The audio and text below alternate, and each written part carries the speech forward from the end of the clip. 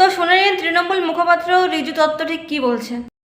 আজকে মুসলমান আছে বলে এরা মুসলমান বিদ্বেষী রাজনীতি করছে, আর যেদিন মুসলমান ভারতবর্ষে থাকবে না তখন এরা হিন্দুদের ভাগ করে দেবে ব্রাহ্মণ, কায়স্থ, শূদ্রর মধ্যে। এরা হিন্দুদেরও নয়, এরা মুসলমানদেরও নয়, এরা শুধু ভোটের রাজনীতি করে আর কিচ্ছু না। এনার ভাষণ শোনার পর আমার একটা কথা মাথায় আসলো যে আপনারা করলে চমৎকার, আর আমরা করলে কি সেটা আমার কমেন্ট বক্সে পাবলিক বলে দেবে। তো আমার কথা হচ্ছে যে আপনি যে কথাগুলো বললেন একটু এর উল্টোটাও তো ভাবতে পারেন।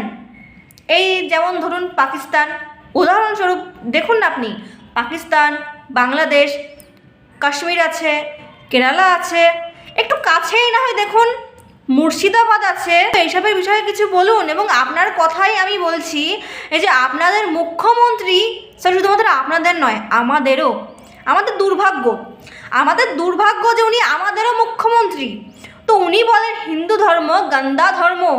আরে তাহলে হিন্দু ধর্ম যখন গান্দা ধর্ম, তাহলে ভালো ধর্ম, শুদ্ধ ধর্ম, পবিত্র ধর্ম কি? কোন ধর্ম? মুসলমান ধর্ম। তাই দয়া করুন, আপনাদের চটি চাটার ইচ্ছা হচ্ছে আপনারা চাটুন না, কিন্তু দয়া করে আমাদের চাটতে বলবেন না, কারণ আমাদের চটি চাটার কোনো শখ নেই।